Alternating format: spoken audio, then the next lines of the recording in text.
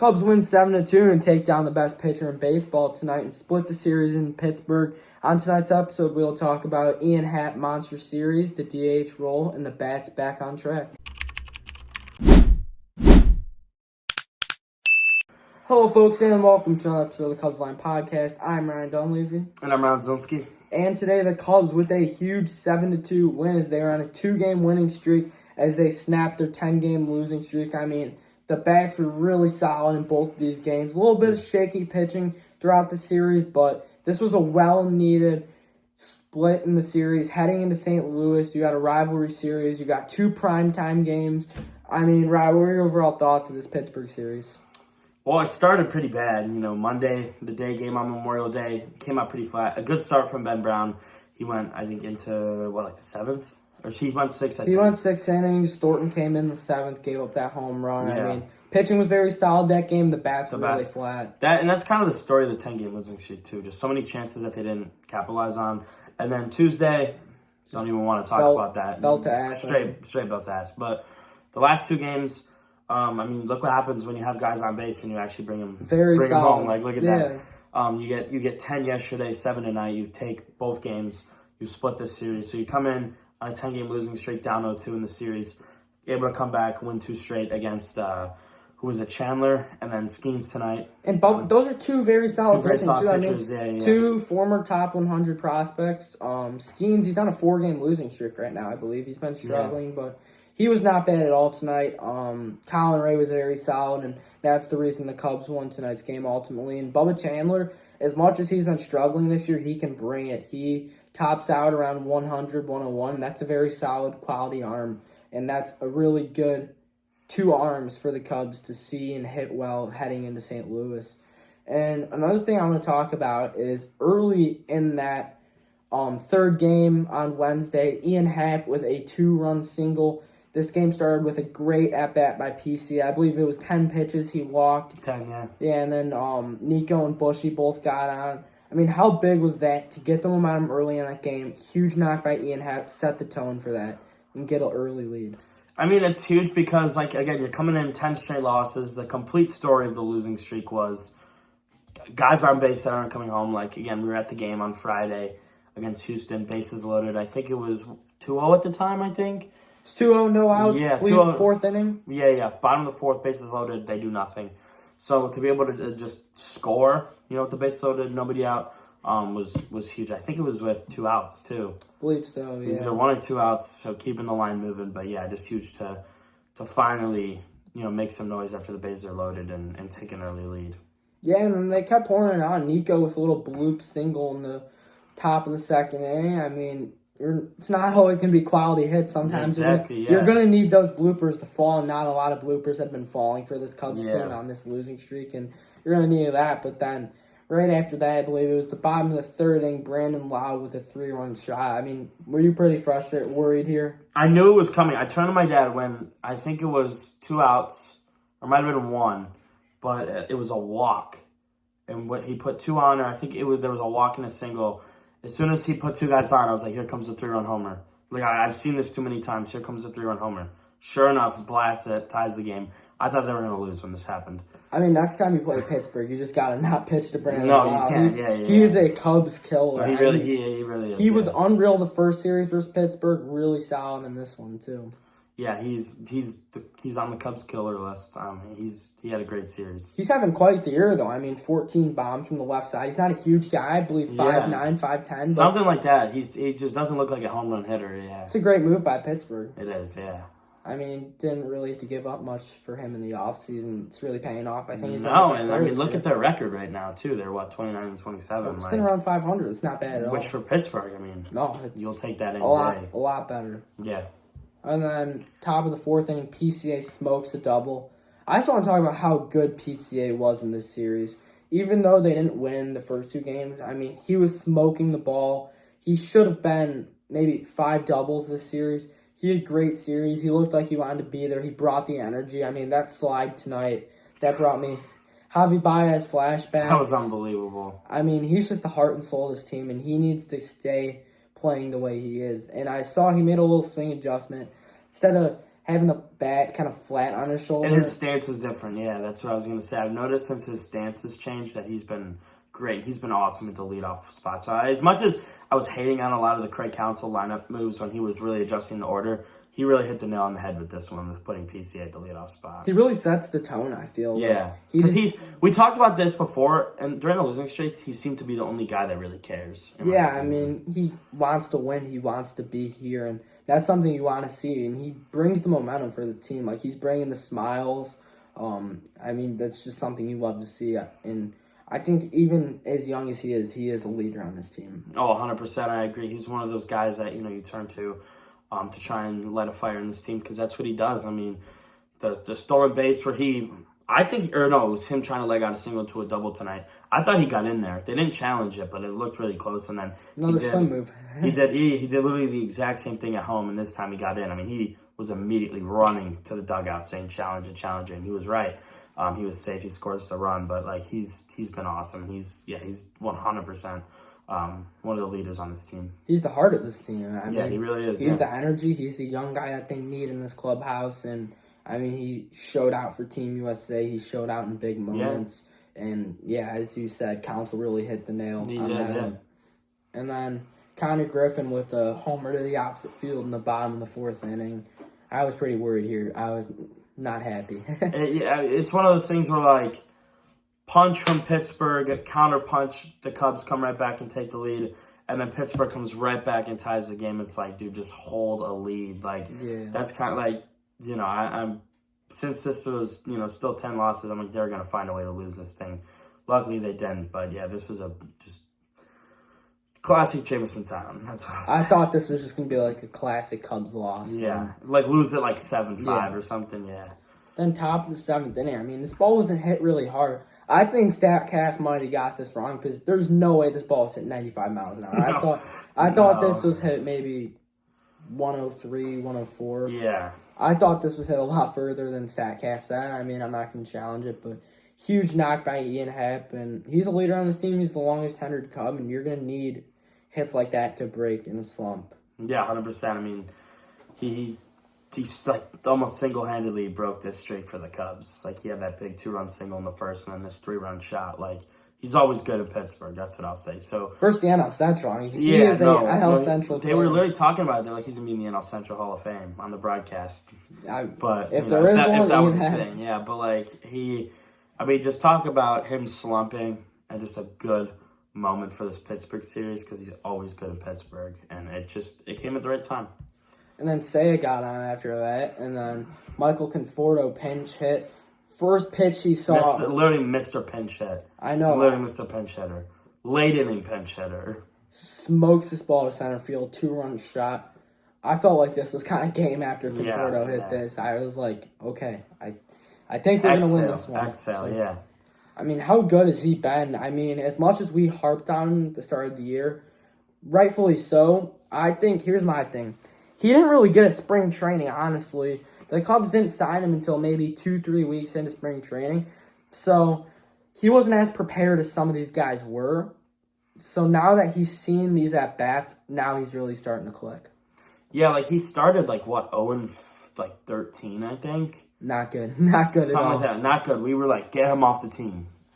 And rightfully so. These at-bats were not even competitive. No, they were terrible. It would be a 93-mile-an-hour fastball right down the middle. And swinging through it. He finally get that one little hit that could have been an error, I think, in Cleveland. And that just flipped it. Like, he went on a tear. And he's been one of their best hitters this season so far. Coming in off after the bad year in L.A. Like, we were reading his numbers before the season started. 200 batting And it was last year he hit 200. Was it 200? He was I know he was really bad last year, but the year before that, 270, 260, 290. He's a very good productive hitter, and that's what he's been this year. I know at one point he was hitting 380. That's kind of leveled out a little bit, but yeah, I think he's been one of the best hitters on this team, and delivered in a big moment here to get some insurance to let us exhale. I know we're going to talk about the DH spot more in the episode, but who do you like more starting in the DH spot, Conforto or Mo Baller? Right now, Conforto. I mean, Mo Baller seems to be struggling a little bit. I know you got to play him to let him figure that out. But I think right now Conforto until Mo Baller can kind of figure it out. I kind of differ on this one. I would say Mo Baller because I would say Conforto is a better pinch hitter. You have Mo Baller have 2 ABs. They'll probably bring in a lefty. You can go to Alcantara, Amaya, Kelly, one of those righties, and then go Conforto later when they go a righty. So I like Conforto's a better pinch hitter, and he's more calm in the late innings. And because like we always see him pinch hit in like the 7th, 8th, and that's always when he's being most productive. So I don't hate that. Let Mo Baller figure it out. Get a couple ABs early in the game, and then as we get into the 5th, 6th, 7th inning, I think Conforto, Kelly, whoever's on the bench would be, a good option. But I think, I wouldn't have an issue with Mo Baller still being in the DH spot. But I just think right now, Conforto being the better hitter, that in some games you just start Conforto. But I wouldn't hate putting Conforto in late because he's just such a good pinch hitter. This happens to all rookies. Like, a lot of them start off hot, then they adjust to the league. Because the league figures them out. They figure them out. Mo Baller's seen a lot of off-speed, I feel, now. A lot of first-pitch hacks. He's getting under a lot. Like, it's not like he's striking out. That's the thing. He's up there swinging. Like, that's what he does. He swings the bat. Like, I think he's going to be fine. I think it's... Every rookie goes through this. I think he's going to be fine. Yeah, I agree. And then Bushy caps off the inning with a single to right field. Cubs win this ball game 10-4. They really needed this one. I think that's an understatement. Yeah. Like 10 in a row, you were 29-16. You were 29-26 coming into this game. Finally able to win one. Felt great. Big weight lifted off the shoulder. Yeah, even though they. And I did read this stat. The Cubs are just the second team ever to have 2 10-game win streaks and a 10-game loss streak. And you know who the other team to do that was? The 2017 Dodgers. And where did they end up? They ended up in the Fall Classic. So, just putting it out there. We'll see. Just putting it out there. Even though the Cubs did win this one, J-Mo not his best stuff at all. We haven't seen his best stuff. He's the worst WAR among all pitchers. Most home runs allowed. He's on pace to give up over 100. Jesus Christ, does he need to figure it out? This is bad. Yeah, he was the most home runs allowed, the lowest WAR. That's not good. He's gonna have to figure out the 95-mile-an-hour fastballs that are middle. That's probably not the greatest pitch to throw against big league hitters. Here's the thing. I understand if you don't throw that hard, but you got to be able to locate. You can't just be throwing it right down the middle. No, that's the thing. I'm not going to blame you for not being able to throw hard. Kyle Hendricks' fastball was 89 miles an hour, and he was one of the best pitchers in the MLB in his first couple of years. Because he could locate and he could move the ball. Tyone can't do any of that. He throws 93, and he just down the middle. That's all he does. I don't give him a playoff start this week. No. Hopefully Cabrera comes back strong. Give him one. Boyd comes back strong. Give him one. And then maybe... Steele. Tariq the Freak Skubal. We're just dreaming at this point. The Cubs are the favorites for him. We'll talk about that more later in the episode. But are we really gonna do it? Is it really gonna happen? Why the hell not? Go for it. Last year we were 25 games over 500 at the deadline. Big old Mike Soroka was the big deal. Soroka's having a great year, but Willie Castro did not live up to the expectations. Yeah, Willie Castro. Yeah. Who else is good? Rogers. Kittredge was good. Kittredge was good, yeah. But that was it, though. Soroka didn't play. Rogers stunk. Rogers sucked. Castro sucked. Stunk, yeah. Kittredge was on the mound when we won a series, though, so. Still got a lot of time till the deadline, so. About 2 months of ball left. Yeah. I would hope that it's just better than last year's. I want to talk about the bullpen a little bit, though. Jacob Webb started off the year really rough, and he settled down to a 2.66 ERA. I think that has been really underappreciated because Webb started off rough, and he's really figured his stuff out. Yeah, we were harping on him a lot earlier in the year, but he's really settled down. His ERA is 2.66. He's been great. It's honestly just, I don't think that, I think we were just too hard on him. Earlier in the year when they didn't have the injuries, he was kind of just the back end guy. He didn't really throw a lot, but obviously once everybody started to get hurt, his role shifted. His role shifted, yeah. So I think he's been fine. Like ever since his role kind of adjusted, he's been completely fine. Again, his ERA is 2.66. Like that's, I mean, he's been. I think his ERA was like 6 at some point. Yeah, it was pretty. And he's gotten that all the way down to 2.66. So props to him. He's been really good. Then 88 pitched pretty good. Besides a hit and a walk, he got out of it. Yeah, we don't speak his name. Somehow he got out of it. And then Thielbar, he's been looking a lot better. He did struggle. He's been getting into a little bit of trouble. He was able to escape it today, but he's been a little shaky. And then another underrated guy, E-Rob. But E-Rob's always been one of our guys, though. Underrated. We both have always liked him. 0.68 ERA. That's not enough people are talking about that. No. I mean, who would have thought Ethan Roberts would have an 0.68 ERA at the end of May? Like, that's very impressive. And then, Rye, who's your player of the game in this one? I think it's pretty obvious, but... I mean, Ian Happ pretty much broke the streak, so I feel like that's the obvious answer. 5 RBI day. He's still hitting 215, but... Biggest hater over here. I've said he sucked. He proved me wrong. Not going to change it. I'm not stay negative because it's good luck. It is. That's what I'm saying. And we had a pitcher's duel in this one. I think maybe, one hit combined at the start of this one. But then Seiya Suzuki, top of the fourth, with a single, just a little blooper. Putting the ball in play. Good things happen when you put the ball in play. This was a huge knock from Seiya. Made it 1-0. And then top of the sixth, again, put the ball in play. Good things happen. Yeah. Breggy got on an error, I believe. I might have been Bush. No. And then Happer hits a little chopper to short. Triolo makes a bad throw. I mean, Pittsburgh, not a great defensive team. Put the ball in play, good things are going to happen. Yeah. I mean, it's what we always say. Then Seiya Suzuki, this is a heart play. He beats out a double play. Run comes in. It's a huge run looking back in the game. This was the winning run. I mean, it was. Yeah. I mean, it doesn't look like that, but like, when you really look at it like this, it's just such a huge run. Yeah. Then bomb the sixth. Reynolds smokes a bomb, his 5th on the year. Because going back to the Seiya run, like as it becomes 3-2, if the game is tied, it's just such a different game that like they really may not get these last 4 runs here. So like for them to be in front still just completely changes the game than what it would have been in a 2-2 game. Yeah, and then Tyler Callahan, his MLB debut with the double. He came in maybe 4th inning in this one. Smokes a double. Were you kind of worried here when I went to 3-2? I would have gotten worried if they tied it. But when they kept the lead, I was like, okay, I think they'll be able to close it out. Unless 88 went in the game. Then I would have been like, that would have just turned it off. Then top of the 8th, Mr. Pittsburgh, Ian Happ, the bomb. Breggy scores on his 2, makes it 5-2. And then after that, the Cubs load the bases. Actually, no, it was runners on 2nd, 3rd, excuse me. Pitcher throws a bad pitch. Davis isn't able to stop it. I think this was like 3 straight wild pitches, yeah. And then Seiya scores, makes it 6-2. Top of the 9th. Beautiful. Unreal play by PCA.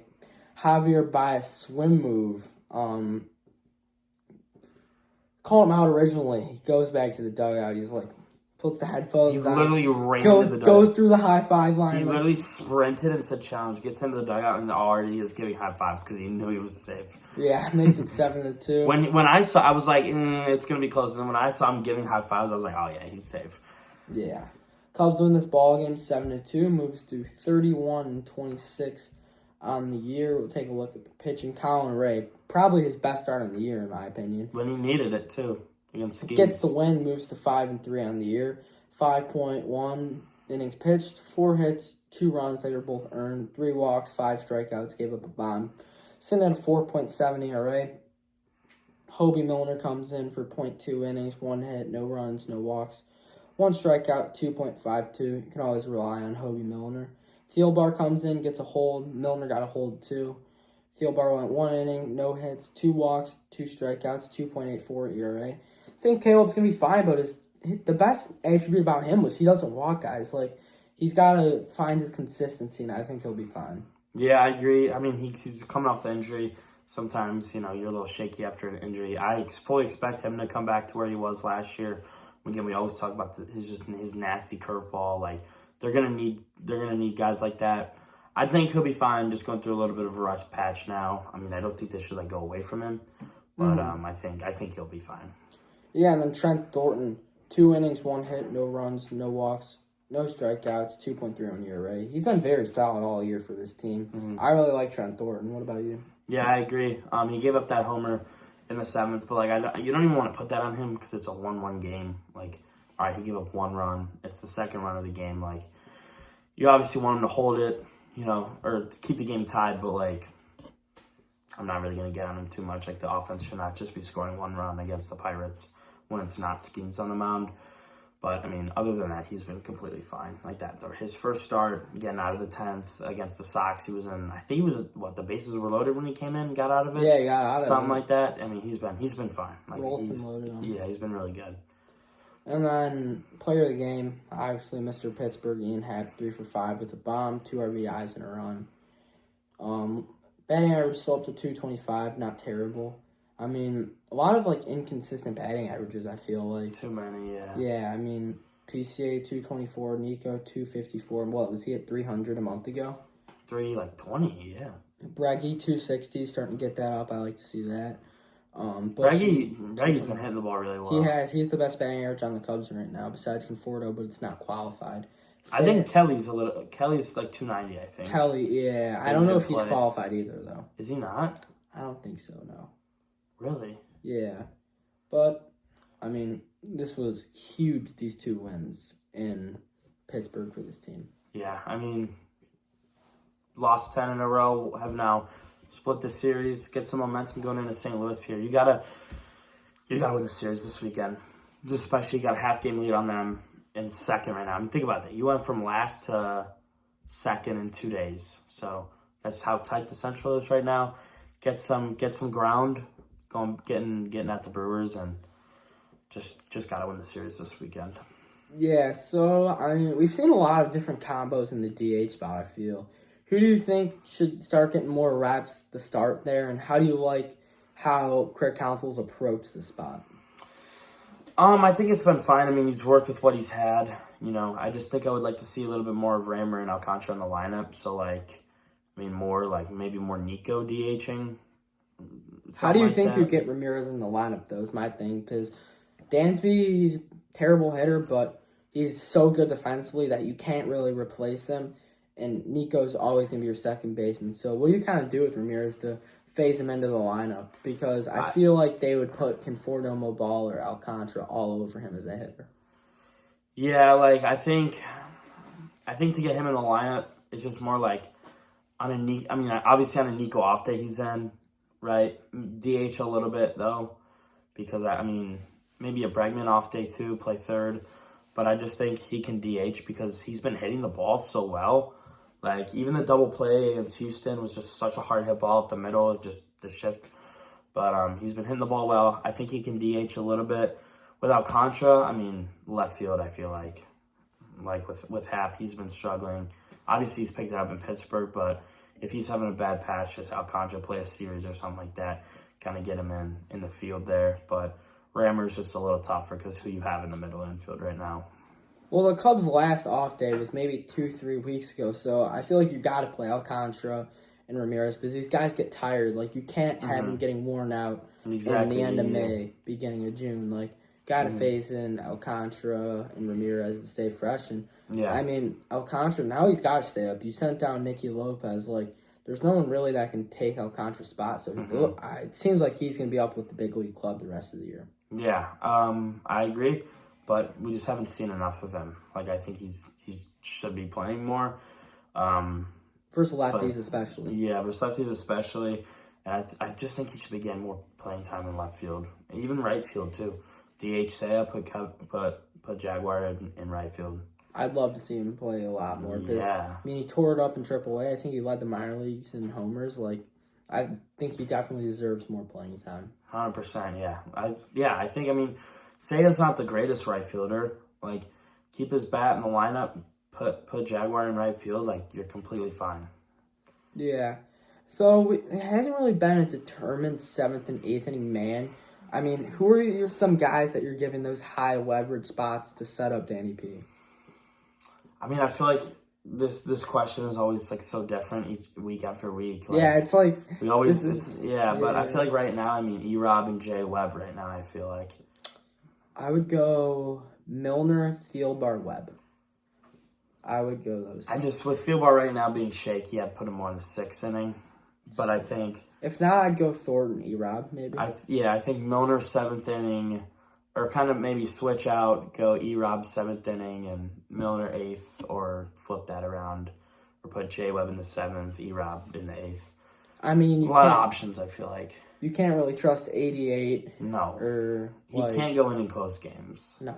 Down a run, up a run, like, no. You can't really trust Rollison, I don't think. Not anymore. You used to be able to. Not anymore. Don't think you can. Yeah, no. I mean, who are we missing? Anyone? Thornton, or no, you mentioned him. I would say you can count on Thornton. I would say Thielbar a little shaky right now. I would say you can count on E-Rob. Yeah. Say you can count on Milner. I would say you can count on Webb. Guys, this is why they should have brought back Brad Keller. I wish they did, man. A lot of problems would have been solved. I mean, seriously, he's a solidified 8th inning man. Yeah, he was so good last year. But yeah, let him walk. I know. Yeah, that's conversation for another day. But I really wish they did hold on to him. So you want to do a little preview for this Cardinal series? Yeah. So tomorrow we got Shota versus Palante for 7:15. These are all 3 night games. Saturday on Fox. Sunday, a little Sunday night baseball. But yeah, tomorrow is Shota versus Palante. Saturday night is Ben Brown versus Kyle Leahy. Yeah. And this, I feel like their most winnable game is that Saturday night game. Leahy was a bullpen arm the past just because of how Leahy's been, and then you got Ben Brown, how he's pitching right now. Like, I think Saturday is the most winnable game. Tomorrow, too, Shota, we've seen 2, I think, back-to-back, or maybe even 3 shaky starts from Shota after he was very good. And then Sunday night, unfortunately, I think this one's going to be a blowout. Jordan Wicks with a 16.62 ERA against Matthew Liberatore on Sunday Night Baseball. I think you got to win the first 2 games, honestly. That's going to be tough because Liberatore, I know he's at a 4.76 ERA, but he has good velocity from the left hand, and Cubs have struggled, I feel, with lefties. So. Oh, yeah. I mean, that's been a story for a couple of years now. Yeah. That they really haven't been able to hit lefties. I feel like that should be a Kevin Alcantara start, though. I agree. Sunday night should be, Sunday night should be an Alcantara start.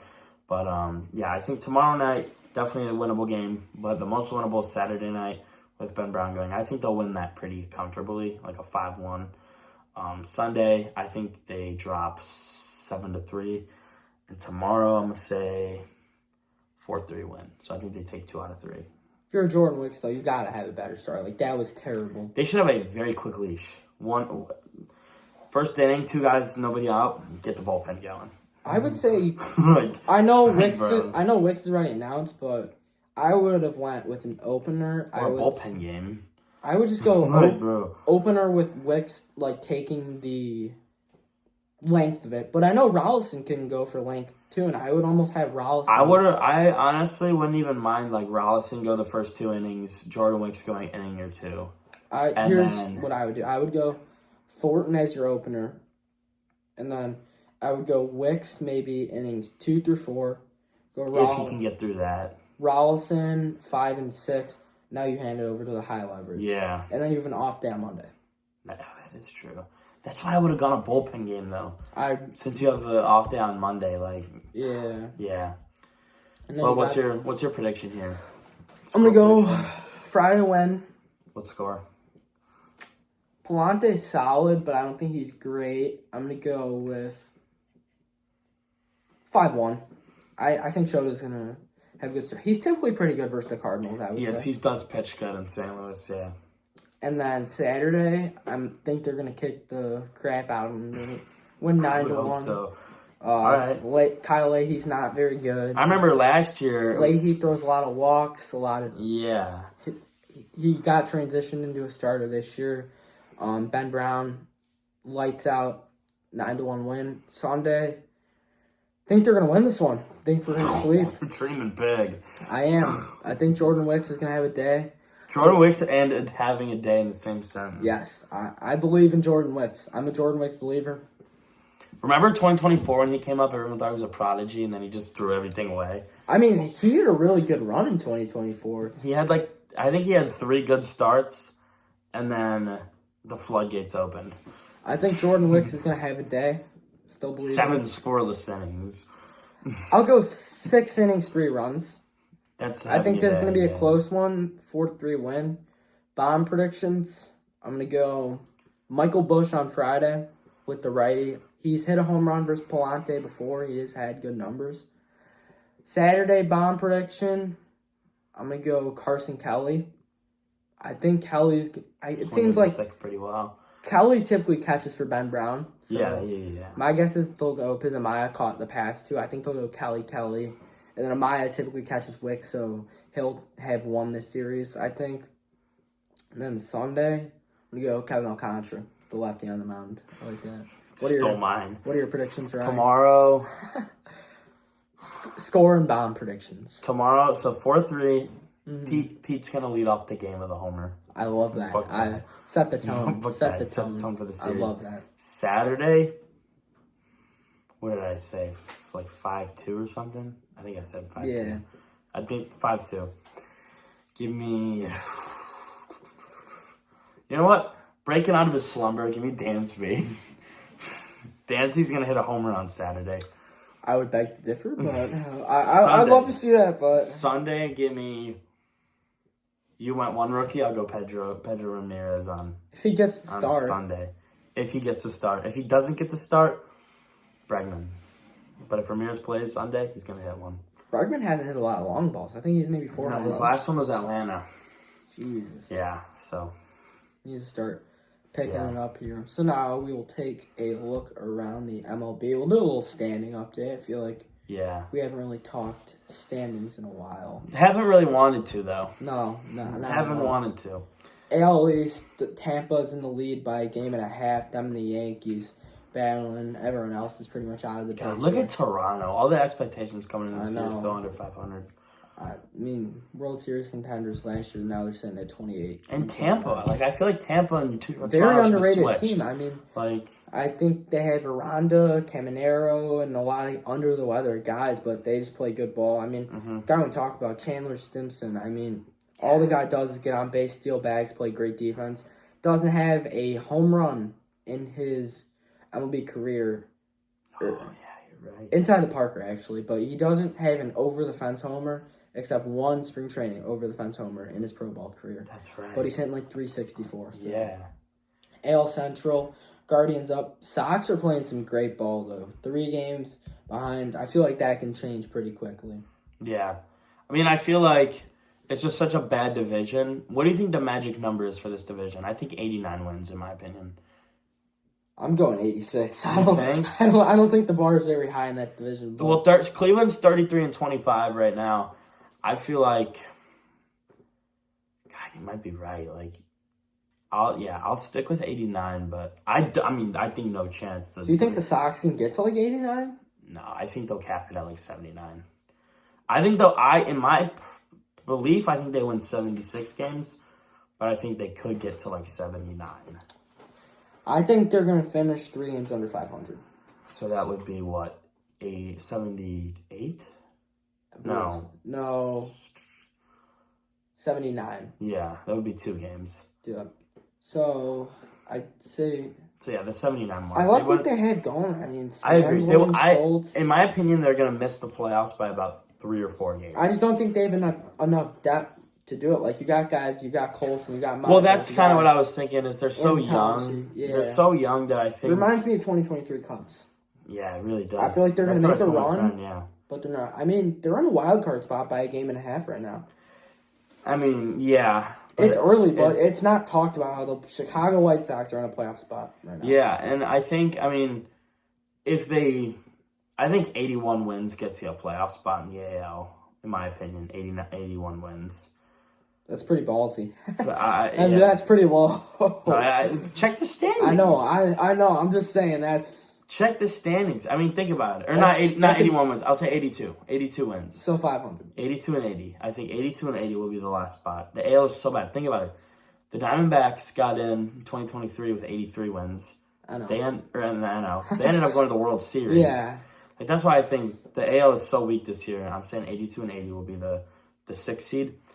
I mean, could it be the White Sox? It wouldn't be out of this world, but I think they'll get like 7. All talking White Sox. I went to the game Monday and Tuesday. Off. That tarps off. That was an unreal experience. Like the Murakami bomb. Like that was just unreal. Cheering for the dark side now. I was cheering for the Green Bay Sucks chant and some other pretty solid chants, but I was just there. That we won't say. I was just there to have fun with my buddies. It was a good night. What was that? Monday? It was Tuesday, but Sox had runners on first and third. Murakami up, 1 out, couldn't get the job done, and then Brooks Lee came up. He hit a bases clearing triple. Was that the game that went to like 12, right?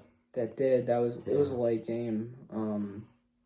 I had a good time though. The tarps off is pretty unreal. Yeah, I'll get out to a couple games this year. I might have to bring that over to Wrigley. Yeah, no, seriously, bleachers. All right, while we were talking Sox, oh god, I don't know if you know, but Bleacher Jeff was set to fight the one Sox fan at Wrigleyville Dogs on Friday at noon. When? You didn't hear about this? No. So Bleacher Jeff. Wait, the game that we were at? No, it was this Friday. So like tomorrow. I got it wrong. It was Monday. Monday, okay. I got that wrong, but what are your thoughts on Bleacher Jeff? Because I hear a lot of different things. Here's what I think about Bleacher Jeff. He has a seat. He sat in that seat for like 5 years. I understand that the bleachers are first come, first serve, but that is his seat. He is like famous in the bleachers. By your facial expressions, I feel like you're going to be like, no, he shouldn't be so mean. But he has a seat. He's sat in that seat forever. And if you're an actual Cubs fan, you know who he is and you respect it. It's the non-Cubs fans, the non-baseball fans that go there and they're like, I want to sit here. The actual Cubs fans know to respect Bleacher Jeff because that's his seat. That's my opinion. Okay, here's my opinion. That is his seat. He claims that seat. If you're a Cubs fan, you know that is his seat. Yep, exactly. That's it. You can just leave it right there. No. I'm not leaving it there. I do think he is a dick, though, because he had Cubs fans pay for him to go to Japan because he said he wanted to bring a part of Wrigley Field to Japan, which was him.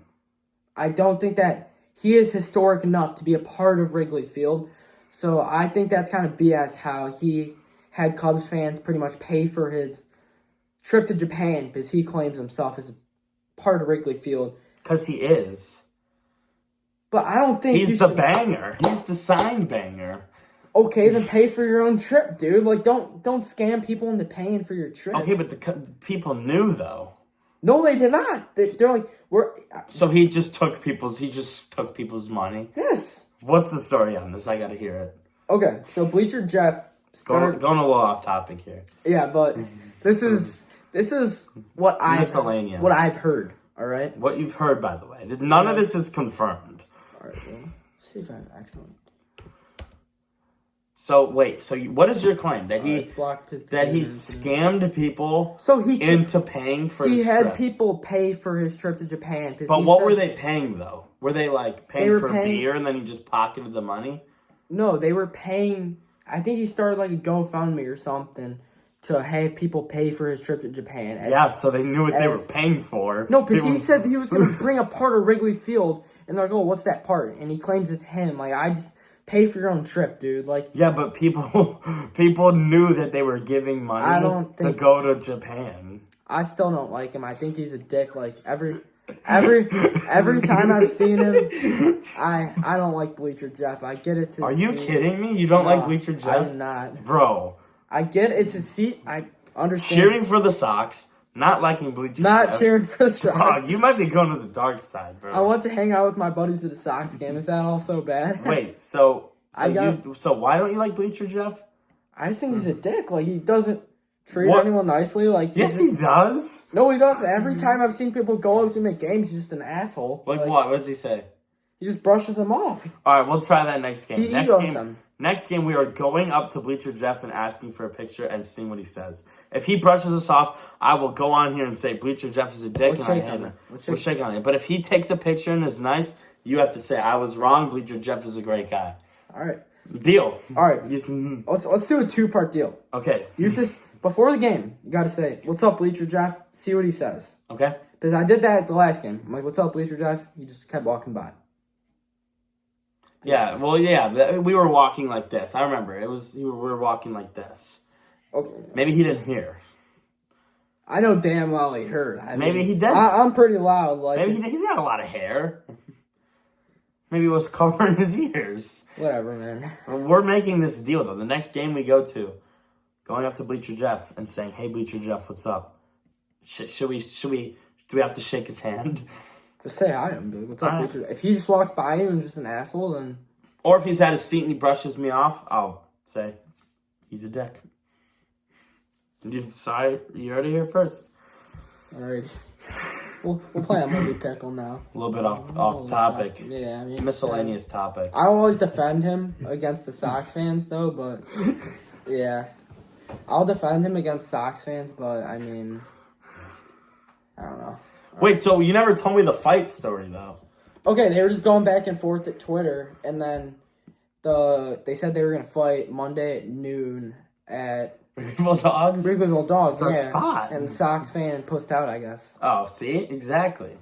All right, what do we got here? I want Ian Happ to start, so probably a lefty. Lefty. I'm going to go with Ben Rice. I know he's not a lefty to see if we get the team division. On the Yankees. Oh, my God. Lefty. All right. I'm just going to go Cam Schlittler. Sorry. Can't pronounce that. Probably should have won another. Okay, starting pitcher, lefty. Freed. That's cash. Nope. Rodon. Damn it. No, it says he's from the... Oh, wait. No, never mind. We were immaculate Carlos Rodon. Now we'll play immaculate Grid. I thought it said he wasn't from the U.S. All right. Yankees and Twins. Bader. Good call. Yankees and Red Sox. Babe Ruth. I like that. Love that. Keep it simple. We want to win. 6-4 Yankee season, Judge. As basic as it gets. Mariners, Twins, Miguel Sano. Jorge Polanco. Or not Miguel Sano. Jorge Polanco. Yeah, good call. Wait, is it Miguel Sano? Could that work? He never played for the Mariners. Who am I thinking? Oh, I'm thinking of Robinson Cano. All right, Mariners and Red Sox. I feel like they made a trade. I could be an idiot, but we'll skip this for now. Mariners 6-4 season, J-Rod. Yeah.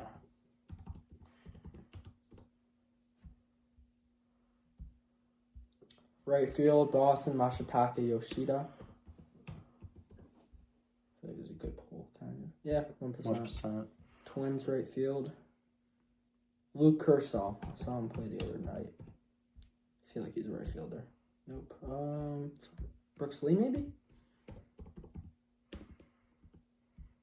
I mean, any right fielder ever for the Twins. Yeah. We're 0-for-2 here. Think of any right fielder ever for the Twins. I don't think Buxton ever played right. No, Buxton played center. Yeah. Buxton played center. Wait, hold on. Are we blanking? This is so bad. No, we're good. We got this. 2010 Twins right fielder. I don't remember. Joe Mauer never played. Well, it's worth a shot on Buxton. Maybe he was there for an inning. All right. No, it wasn't Buxton. All right, 6-4 season right fielder.